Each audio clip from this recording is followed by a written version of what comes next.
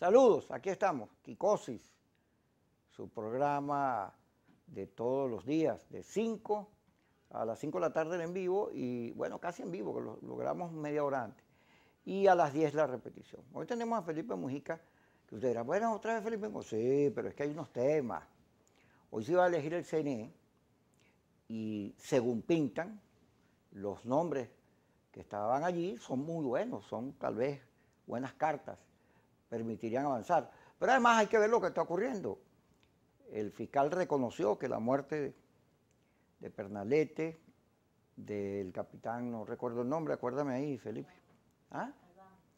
El de Albán, pero hay un capitán también que está reconocido, fueron producto de abuso de las policías, cosa que es importante, pero eso hay que verlo porque los noruegos, la Unión Europea, todo el mundo está buscando que en Venezuela haya una salida negociada, que la oposición se una. Aquí los únicos que no entienden eso son los que quieren seguir en la misma tesis esas de la fuerza, que ya una y otra vez han perdido, y que tienen, fíjate una cosa, estos laboratorios, yo vengo hablando desde hace tiempo de los laboratorios, la posverdad, que es un fenómeno de las redes son unos niños, nacen, como no son muy útiles, comunican, ayudan al problema de la soledad humana, igualan, porque al final es una comunicación horizontal donde tú puedes hablar con un presidente, pero tienen también unos problemas que generan minorías que se convierten en mayorías, mucho resentimiento, violencia, falsas corrientes, mentiras, y son, si usted no me cree a mí, ve a Google, ve a Netflix, el dilema de las redes, y ahí te explican cómo algoritmos, cómo se construyen verdades que son mentiras, o mentiras verdaderas, como usted lo quiera ver. Entonces tiene ese problema que en Venezuela se agudiza con la polarización y la confrontación de 22 años. Y lo pudimos ver recientemente, primero con el caso de la ópera de París de Dudamel. Entonces le caen encima, vaya, a lincharlo. Pero después, en la muerte de Aristóbulo, vimos otra cosa más fea todavía, racismo, odio.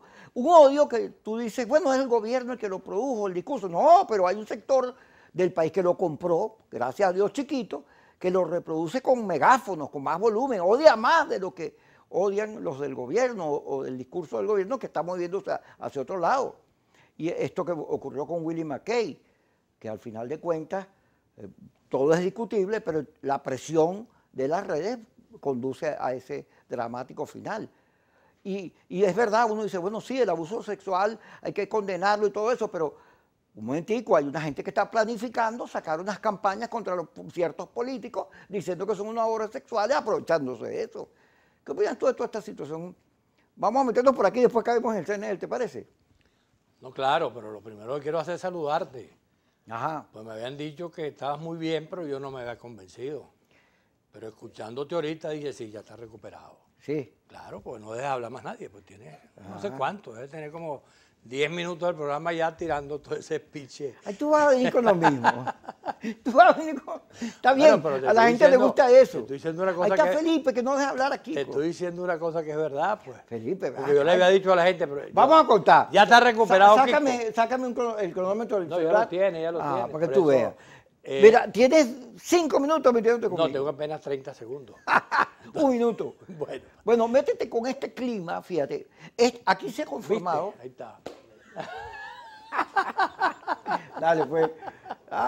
Tú te la das de... Bueno, no, pero es que todos sabemos te estás de qué se riendo, trata. muerto de la risa. Tremenda bienvenida. Claro. Pues, mira, te pusiste hasta rojo. De reírme, porque ya que le sube a uno la... ¡De la maldad!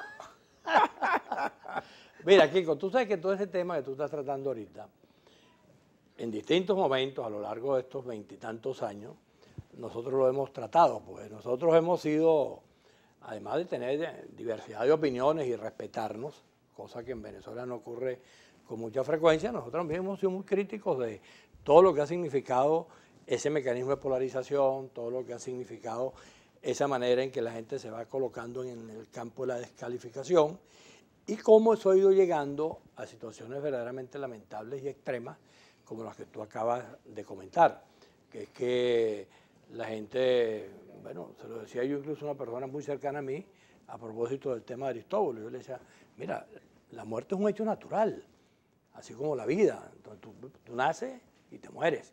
Ahora, hay que respetar simplemente El luto. el que ese hecho ocurra, y tú no tienes por qué ponerte necesariamente a decir cosas que ya esa persona que no está, no tiene manera de decirte, mira, eso no fue así, o yo no soy eso, o tal o cual cosa. Ni tampoco tienes por qué ponerte a decir cosas que sean muy positivas después que la persona está muerta. Simplemente asúmelo como un hecho natural, asúmelo como una parte de la vida con la cual tú tienes que convivir, y no te coloques frente a esa cosa horrible que hicieron algunos con el tema de Aristóbulo, que hablan muy mal de lo que somos en este momento como sociedad. Y lo mismo pasó también con el tema Mackay, todo lo que significa el tema de la cuestión de lo que se ha dado como una suerte de enfermedad, que es la situación sexual en la cual unos colocan a personas indefensas, etc. Todo eso que termina siendo un cuento de nunca acabar, y que cada caso de eso es un caso. No, y todos estamos de acuerdo en salir y avanzar para que no haya violación de derechos de ninguna clase, ni con la mujer, ni con los niños, ni con nadie. El tema es cuando hay un paredón que se convierte en juez. Claro, claro, y además porque tú ves, por ejemplo, lo siguiente: en estos días vi a alguien que escribió y comentó y dijo, yo cuando fui profesor o siendo profesor, jamás permití que se me acercara ninguna estudiante a plantearme nada, ni siquiera cerca, sino que le decía, hablamos en clase, lo cual es una conducta que también te dice que el problema no solamente depende de, en este caso, de quien practica desde el punto de vista del machismo lo que te haya criticado duramente. Es un problema que tiene cada circunstancia, habría que verlo y revisarlo. Y lo peor es que precisamente terminemos en situaciones como las que ocurren en el caso del suicidio, en el caso de la gente que se deja de comunicar, que deja de hablar, que es gente que ha vivido durante muchos años con ese pesar de lo que le ocurrió y que posteriormente se lamenta, pero que hoy en la sociedad venezolana es la manera de exacerbar lo que hemos dicho que no debe ser así. Cuando, por ejemplo, nosotros hemos hablado y alguien decía, no, es que él está opinando así porque él es no sé qué cosa. Como decían, por ejemplo, a comienzos del siglo pasado en Venezuela, era la manera en que se criticaban. Decían, no, lo que pasa es que ella es una prostituta, él es un homosexual, él es un ladrón. Y era la forma en que se descalificaba. Eso le vino dando paso a otro tipo de situaciones, y en especial ahora con este problema de lo que llaman las redes. Como las redes han sustituido todos los mecanismos de comunicación que se tenían en el pasado. Periódicos impresos en Venezuela, hay que salir a buscarlos, pues no los consiguen. Tampoco. No puedes salir como te levantabas en la mañana un domingo, voy a buscar el Universal, voy a buscar el Nacional y voy a buscar Últimas Noticias, y te llevabas 3 periódicos, que eran 3 periódicos con unas ediciones especiales. ¿Serio? No, y había informaciones de todo tipo. No, ya más, lo que estaba dicho, claro, ahí estaba verificado. Y tú te ponías a ver tu asunto, eso desapareció. Ya estás hablando mucho, déjame ir al corte. Pues, ya me das un ya ratico. No, pues. ya me dejas callado aquí. No, te das un ratico. Ya regresamos.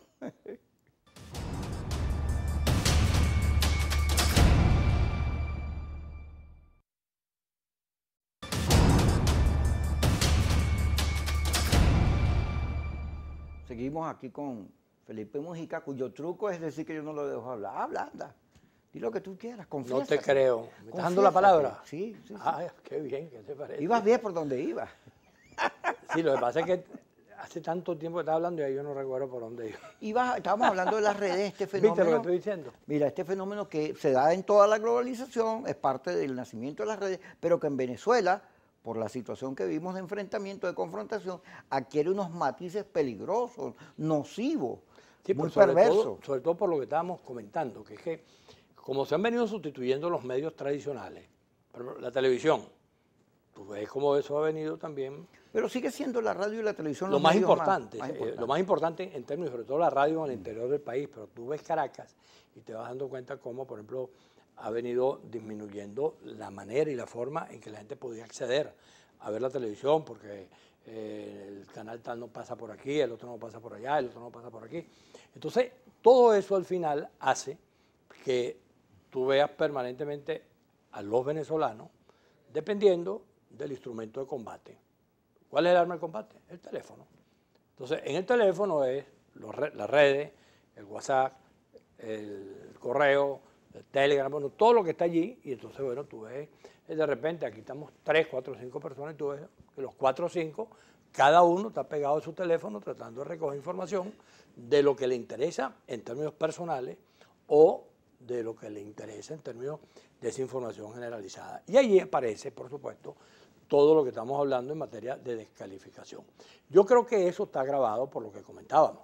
El país vive una situación en la cual el permanente uso del mecanismo de que yo no discuto lo que tú me dices, sino que yo te descalifico a ti y no me importa lo que estás diciendo porque prefiero descalificarte a ti, se usa de manera reiterada. Entonces el problema no es lo que dice Kiko, sino que Kiko es tal o cual cosa, no es lo que dice Felipe, sino que Felipe es tal o cual cosa. Permíteme y por ahí va el asunto.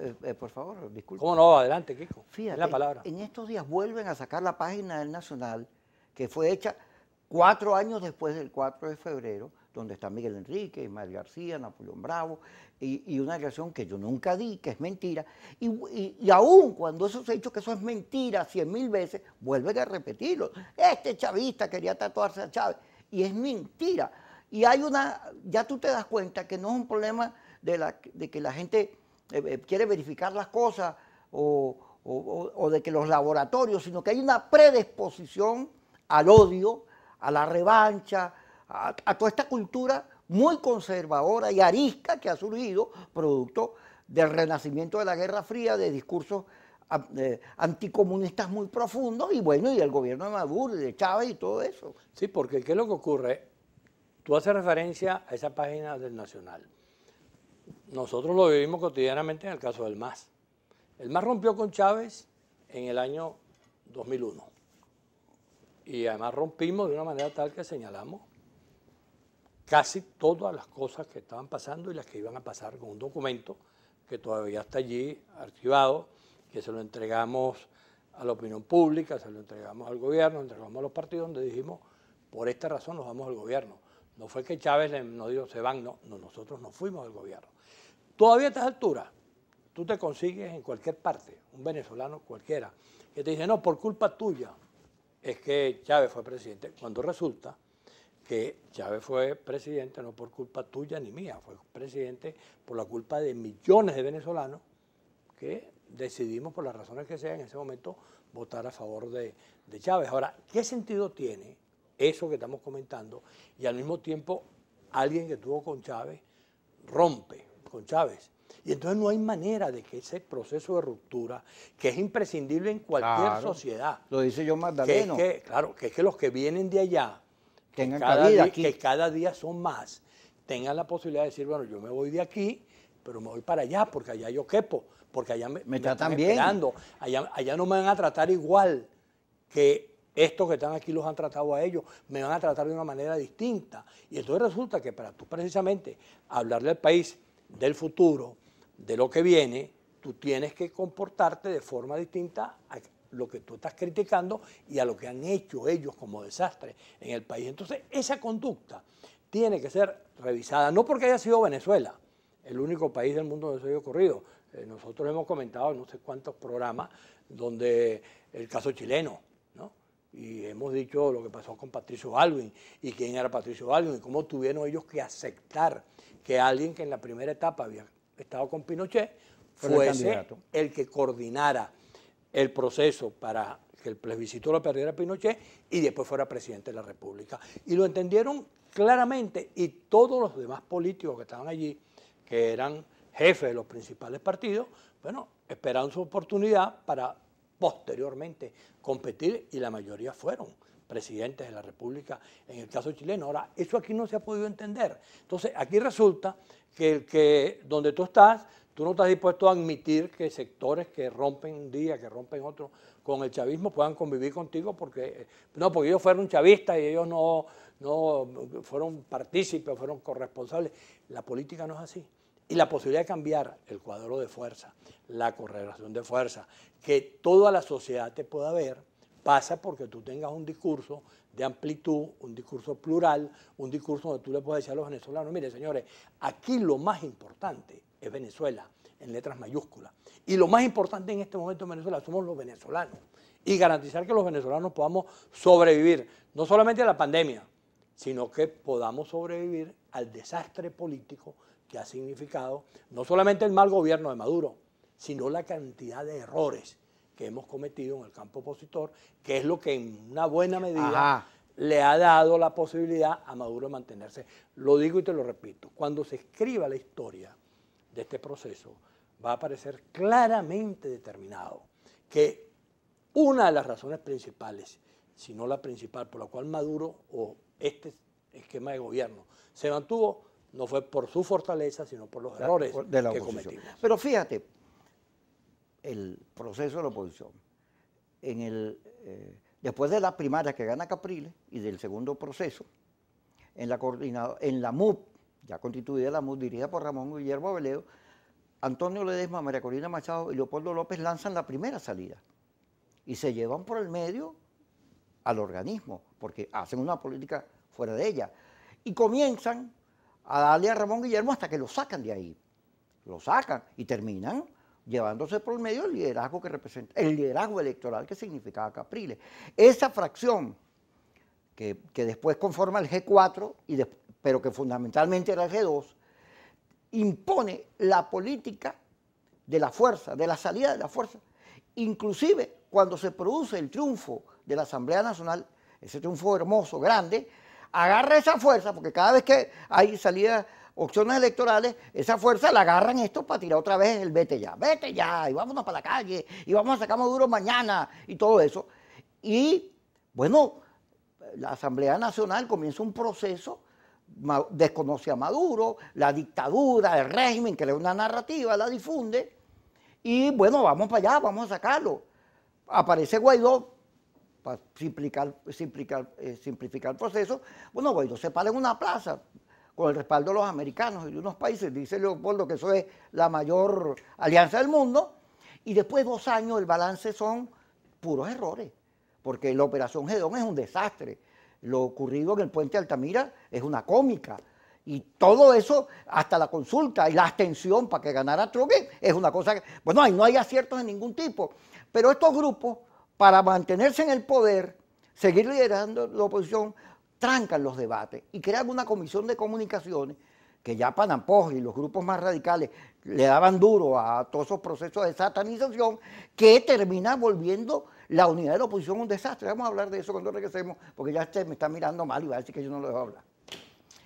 Qué cosas, qué tipo, por Dios. Estoy mirando mal, yo creo que te está mirando mal mucha gente, pues no deja hablar a los demás. La gente ve este programa. Si quieres preguntar, no, lo ven, pero te ven a ti hablando y hablando. Ajá. Y cuando va a hablar al otro. Si yo prendo ahí para que está el Twitter, este joven, a beso.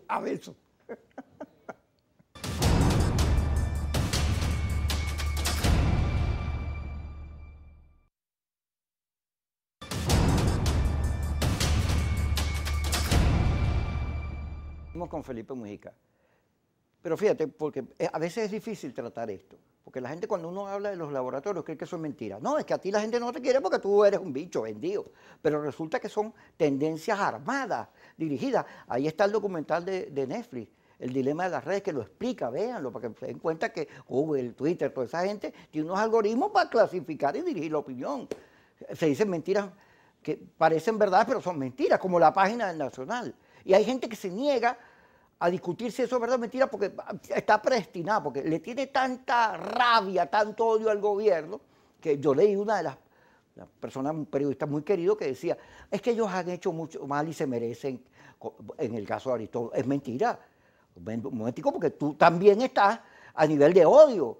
Tú criticas al gobierno, pero tú también estás montado en lo mismo y lo reproduces, y a veces le sube más volumen. Esto que acaba de ocurrir con Aristóbulo, con todos esos casos que mencionaron con Willy McKay, es para qué te sientes, porque está sustituyendo la ley. En el caso de Perucho Conde, fíjate, la hija de Gustavo Rodríguez dice, este señor me abusó de mí en un baño de Venevisión cuando yo tenía tal edad.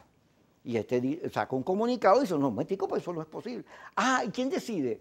¿Va a sustituir los mecanismos de la Constitución de entendimiento, que cientos de años de derecho, por juicios que tú haces sin saber, al final de cuentas, los datos que están allí, sin investigarlos, sin hacer una cosa seria sobre ellos, una reflexión seria sobre ellos, sino bajas sentencias? Claro, pero ve lo siguiente antes de que entremos nuevamente en ese tema de las redes y cómo eso está tratado. Hablando del tema de la oposición y los momentos que ha tenido. El tema de Capriles, el tema del 2015, las conductas opositoras que allí se manejaron, que terminaron generando lo que ya sabemos. Tú puedes perfectamente comparar lo que ha ocurrido en Venezuela con el resto de América del Sur. Por ejemplo, revisa todos los países de América del Sur y tú te vas a conseguir en Brasil, en Paraguay, en Argentina, en Chile, en Bolivia, en Perú, en el Ecuador y ahora está en Colombia. Se han generado cualquier cantidad de cambios políticos en estos buscando otras cosas. 20 años. Ahora, esos cambios, como yo digo, no tienen sexo. Son cambios de un lado y del otro. Unos de derecha, unos de centro, unos de izquierda, pero todos los cambios han sido producto de decisiones políticas de los sectores de esos países. Los que están aquí, los que están allá, se ponen de acuerdo, arman un plan político y acuden a la vía electoral. Para resolver. Y en todos los casos no ha habido ni amenaza de intervención, ni ha habido tampoco la posibilidad la ONU, el TIAR, del golpe de Estado, ni la ONU, ni ninguna de esas cosas ocurrió, sino que en cada uno de esos países se han producido todos los cambios de gobierno de derecha, de izquierda, de centro, por la vía de decisiones políticas electorales construidas por los políticos, por las sociedades que han permitido que en esos países se dé, bueno, todo lo que hemos visto, lo que pasó en Bolivia, lo que está pasando en Perú en este momento, lo que pasó en Ecuador o lo que pasó en Argentina o en Brasil, y todo va orientado a buscar alternativas y salidas, donde siempre lo que está presente es el camino electoral. Eso no es por casualidad que se ha dado así. Es evidente que este gobierno autoritario ha hecho todo lo que ha sido necesario para que el país pueda ser objeto de un mecanismo de control social por los distintos mecanismos que conocemos. Pero al lado de eso está, sin ninguna duda, lo que ya comentamos, los graves errores que, vamos a hablar en primera persona, que los opositores hemos cometido a lo largo de ese periodo. Si la oposición venezolana no entiende esto y le plantea al país un proceso de autocrítica, un proceso de reconocimiento de sus errores, un proceso donde diga, mire señores, nos hemos equivocado, incluso no digamos en qué nos hemos equivocado, sino que nos hemos equivocado. Y a partir de allí, sin excluir a nadie, por la vía de un planteamiento que diga, como ya lo señalé, que Venezuela es lo más importante y que los venezolanos somos lo más importante, se le diga al país, mira, vamos a construir esto de esta manera y se le presente una opción que pueda ser creíble, que pueda ser victoriosa y que además le dé garantías a la sociedad venezolana que los que están de aquel lado ni los vas a perseguir, ni se van a tener que ir del país, sino que por el contrario, todos los que se han ido van a regresar. Ahora, eso es un planteamiento que tiene que ser construido, es una estrategia donde el tema político está vinculado al tema social, está vinculado al tema de la salud, está vinculado a cómo se resuelve en este momento todo lo de la pandemia. Todos esos aspectos tienen poco que ver con el tema de las redes, desde el punto de vista de lo que estamos hablando. El tema de las redes ya es un problema comunicacional y un problema de un diseño. No, pero perdón, en términos de cómo ha sido hecho. Porque ¿qué es lo que pasa? Las redes están presentes también en estos países que yo te he nombrado. Y el mecanismo de utilizar las redes también. Pero allá ha podido mucho más la política que el esquema de yo sentirme sometido a tal o cual cosa sobre la base de un diseño que hagan en Miami o que hagan en Bogotá para acabar con las opiniones tales o cuales. No le estoy quitando ningún valor a lo que tú reiteradamente señalas en cuanto a lo que significa eso. Ahora, eso que está allí, la única manera de confrontarlo también es con un plan alterno, pero el plan alterno tiene que tener en primer lugar la condición política para que pueda darse efectivamente. Fíjate, ¿tú te acuerdas cuando el paro? Te voy a señalar dos casos. ¿Cuál de todos los paros? El paro aquel del llamado el paro petrolero. Que a Carlos Ortega, donde llegaba, paro, y Carlos Ortega no estaba de acuerdo. Hay una declaración tuya en una radio que dice que el paro tiene que tener límite, y te cayeron encima y casi que te comen. ¿El paro cómo terminó? Se agotó, nadie lo asumió, porque producto de este enfrentamiento, de la polarización, de la convocatoria de la lucha de clases, del discurso oficial, se fue dando en Venezuela una corriente, oye, que al final de cuentas nosotros pensábamos que era muy democrática, pero ha terminado en una cosa muy racista, muy negativa, anticomunista, troncista, derechosa, atrasada e intolerante, que está adobada por unos políticos que antes que los linchen en las redes, prefieren hacer lo que la gente o lo que los laboratorios o lo que las corrientes les imponen. El caso de Manuel Rosales. Manuel Rosales era uno de los más vilipendiados hasta que se pasó para el radicalismo. Ya ahorita le van a tirar, por ahí viene algo que le van a tirar, que uno se enteró. Y así con todo, a Henry Ramos. Oye, era un rockstar cuando llega a la presidencia de la Asamblea. Un año después, vaya, que si negocios aquí, negocios allá. Hay una cosa montada en Miami de corrupción contra todo el mundo, Panampó, unos programas, la señora Estapoleo, que más le tiran ácido a la oposición y más la dividen y más la fracturan donde nadie sirve, que eso va haciendo que al final los políticos le tengan miedo a ese fenómeno. Pero eso tú estás y diciendo, lo condicionan. Eso tú estás diciendo, imaginémonos otro cuadro. ¿Qué hubiese pasado con lo que tú has nombrado? ¿Qué hubiese pasado si Henry Ramos, en vez de hacer lo que hizo, hubiese colocado al país frente a la perspectiva de la necesidad del encuentro de todos los sectores, de trabajar para lo que venía, que eran las elecciones de gobernador, y haber ganado la elección de gobernador?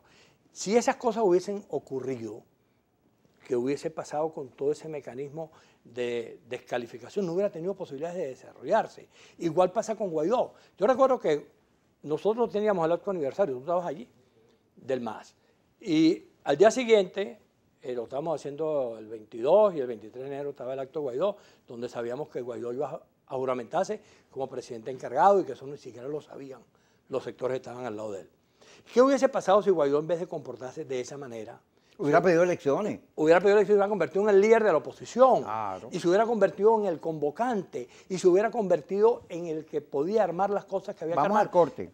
El esquema de la descalificación de las redes y todo eso tampoco hubiera podido funcionar. Es decir, todo eso opera a partir de las equivocaciones. De las estrategias. Porque hay unos señores que tienen toda la vida perdiendo con el discurso de la fuerza. E insisten, tú no les puedes decir ni la hora, porque se molestan y te agarran y te muelen. Y bueno, han ido cambiando, No. Algunos. No, por Dios. No cambian porque al final están poseídos por el odio. No conocen la palabra perdón, a pesar de que son cristianos. Ya regresamos.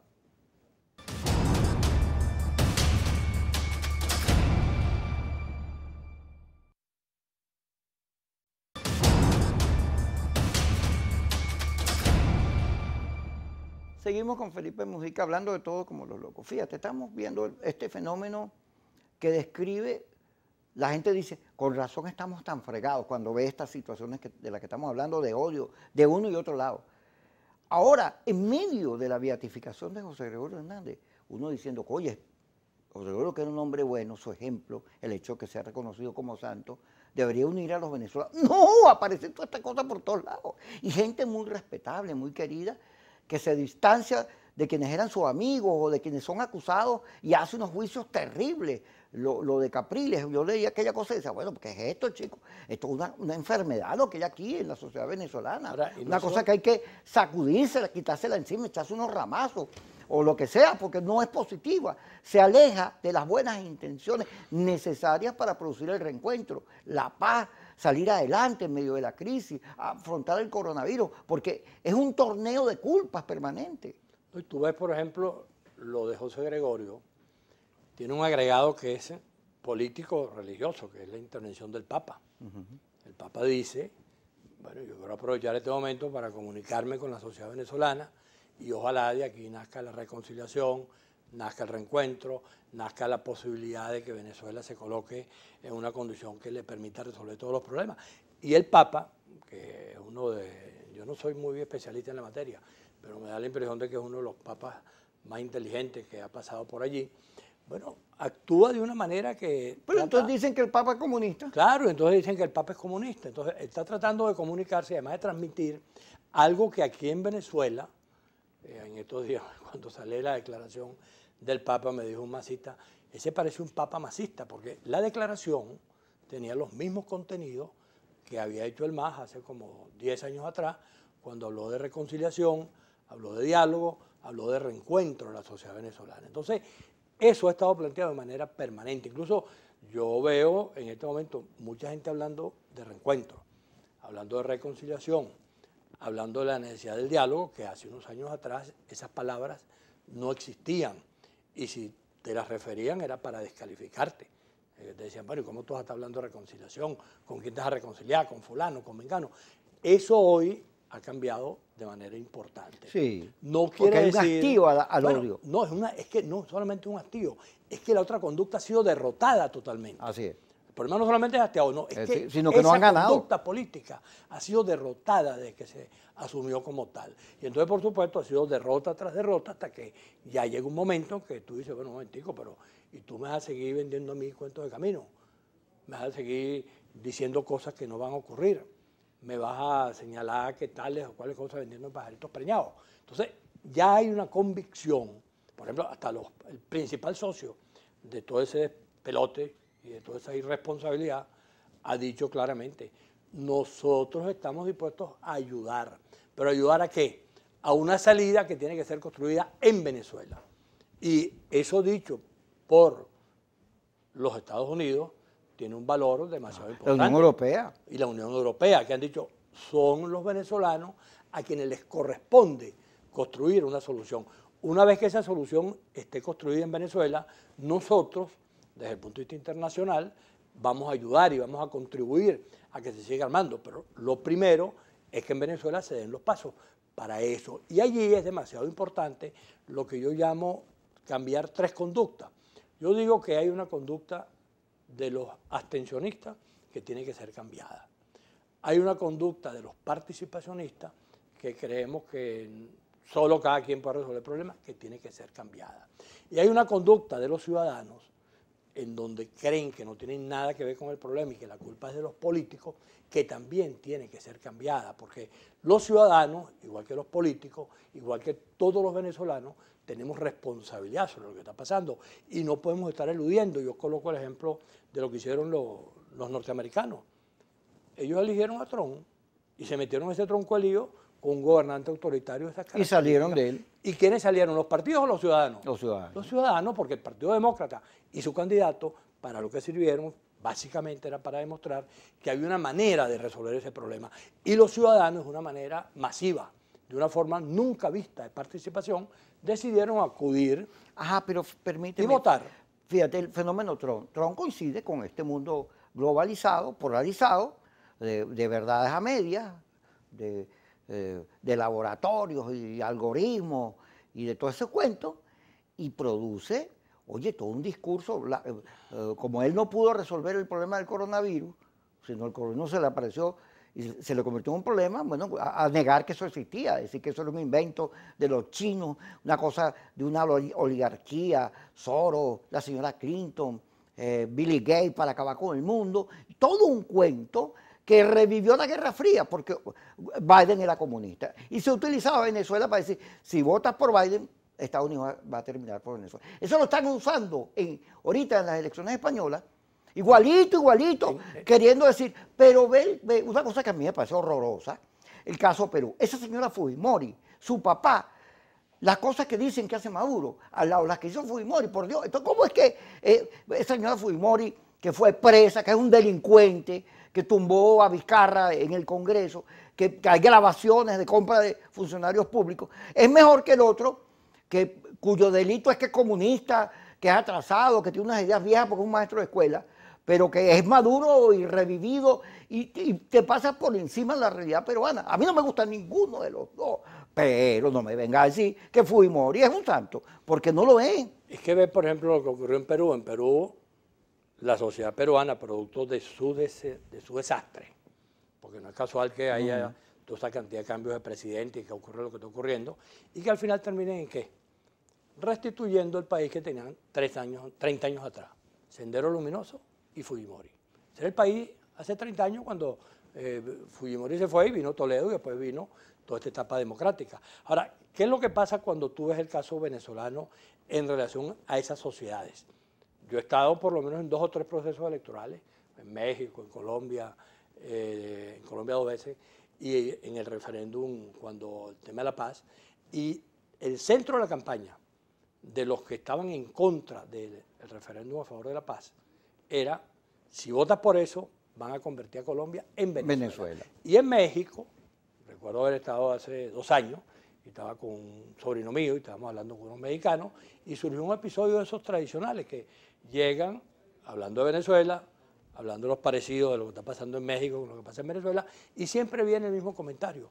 No, es que México no es igual a Venezuela, igual que nosotros decíamos aquí, Venezuela no es igual a Chile, comparándonos con lo que tenía en aquel momento, había sido lo de Pinochet.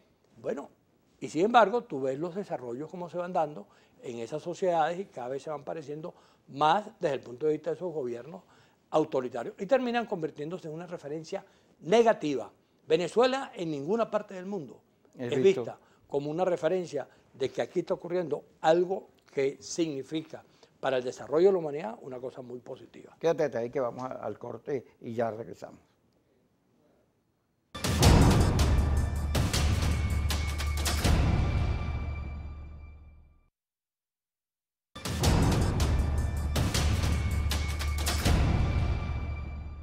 Seguimos.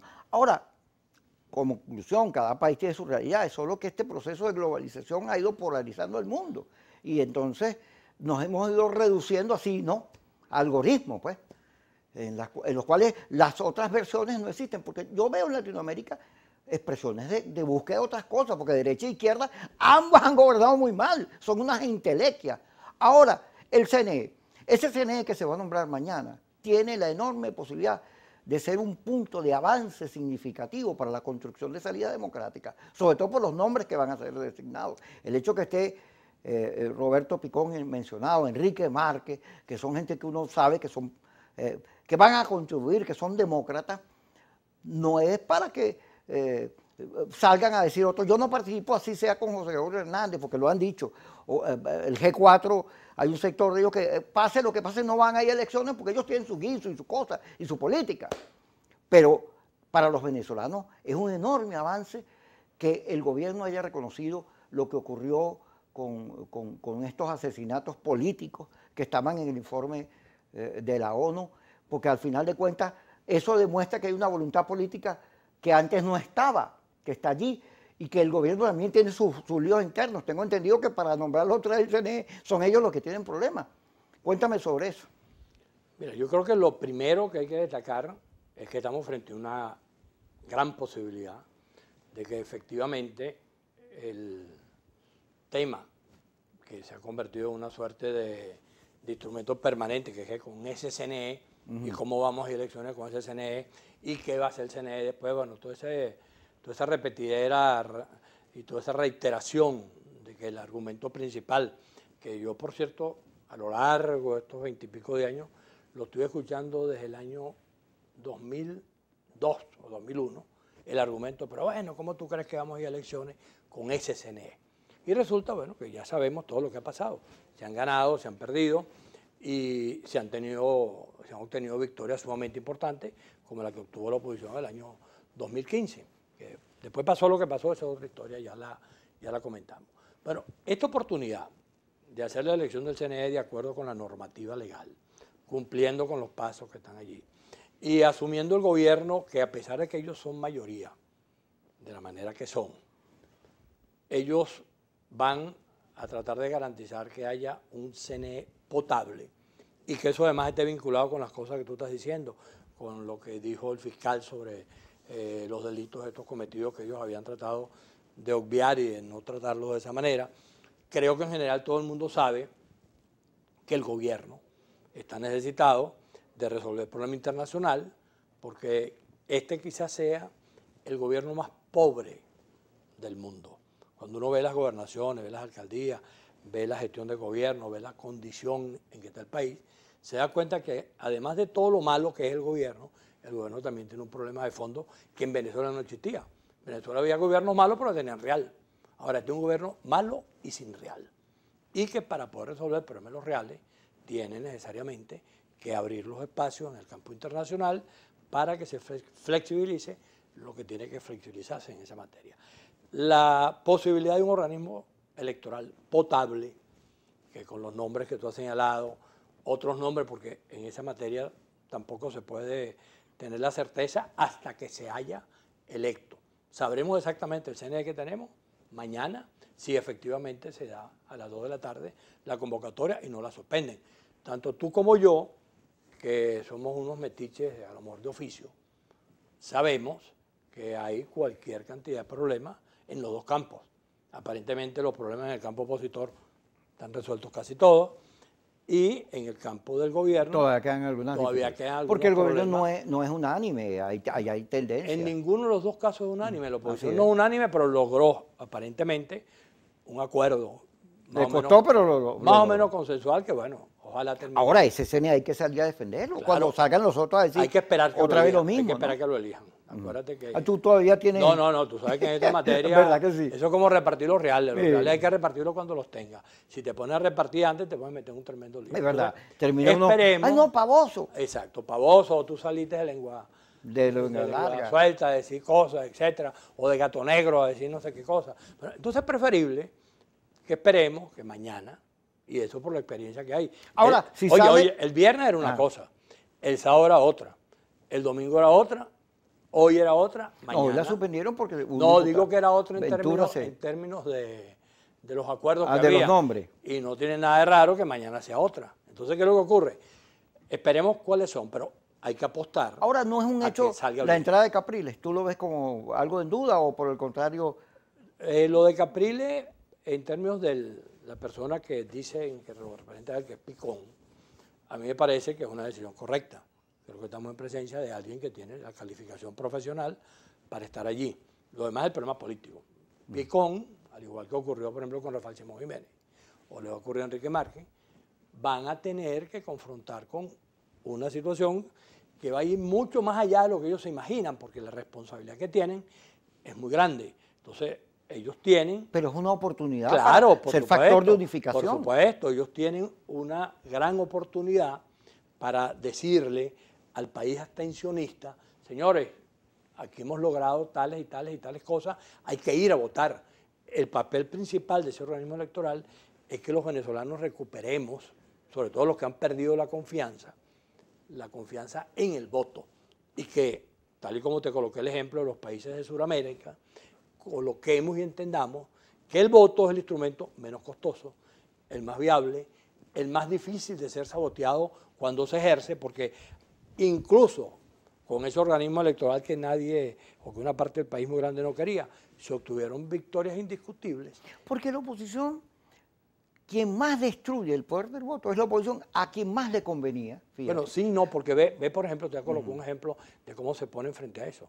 En el año 98, quien destruía el poder del voto era Chávez, que era abstencionista en una época. Eran abstencionistas y tú escuchabas en aquel momento, en el chavismo, los mismos argumentos que hoy se dan en el campo de la oposición, con ese CNE, quién va a respetar los resultados, cómo vamos a ir así, cómo vamos a ir así.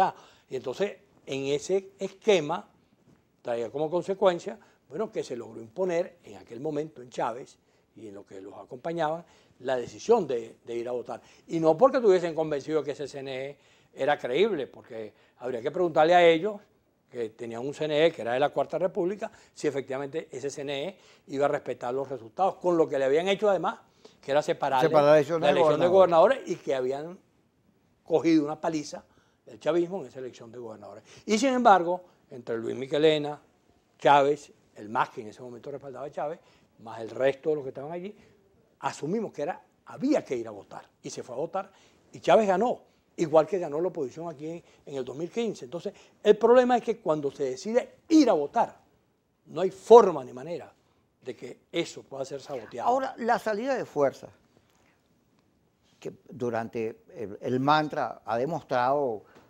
su poca factibilidad, o sea, era un cuento, era una amenaza, no era ni creíble, porque el gobierno entendía que los americanos no se iban a meter aquí, de manera que eso estaba como muy claro. Ahora, ese sector, ¿tú crees que es capaz de ir a los procesos electorales reconociendo sus errores o sencillamente haciéndose locos, o se van a quedar allí predicando, viviendo bien afuera, según dicen y señalan quienes los adversan, y aislándose al final de cuentas, porque todos esos gobiernos del exilio terminan aislándose? Yo creo que Vive ahí realidades distintas. hay una tarea que tiene dos vías, ¿no? Hay una vía de este lado, que hay que llamarlos, Y abrirles puertas. abrir la puerta y decir, amigos, vengan, vamos a encontrarnos, vamos a reconciliarnos, vamos a ver cuáles son los planes en conjunto que vamos a realizar, vamos a buscar los candidatos, vamos a tratar de ir con un candidato único en cada estado, por lo menos conseguir los 23 candidatos en las 23 circunscripciones electorales que hay que buscar. Esa es una tarea. Y la otra tarea son los que están allá que quieren venir, que asuman la responsabilidad de venirse y que entonces nos podamos conseguir. Yo sé, por ejemplo, que hay sectores de Acción Democrática, la de Henry Ramos, para identificar de alguna manera, que abiertamente dicen que van a participar. He conocido sectores de Capriles que también dicen exactamente lo mismo. He conocido Bueno, en y Voluntad Popular hubo una crisis. opiniones de un nuevo tiempo. Sí. Y la gente que está con Leopoldo López. Ahora, esa es una decisión que tiene que ser tomada de manera responsable, y vuelvo a colocar el ejemplo. La oposición chilena fue 17 años abstencionista. Y cuando se dieron las condiciones para ir a un proceso electoral, fueron todos menos un partido, el Partido Comunista. ¿Y qué hizo el Partido Comunista? Se quedó callado, dijo. Está bien, vayan. Vayan, pero yo No, aquí soy imposible. yo no descalifico, Aquí soy imposible. ni voy a decirte a lo contrario. Gracias, Felipe, por Hay que hablar buscar tanto. algo parecido a eso. Ay, Dios mío, Felipe sí habla. Vamos a contar quién habló más. Ajá. Gracias por estar. Gracias, Felipe. Gracias. Ya sabes, a las 5 y a las 10.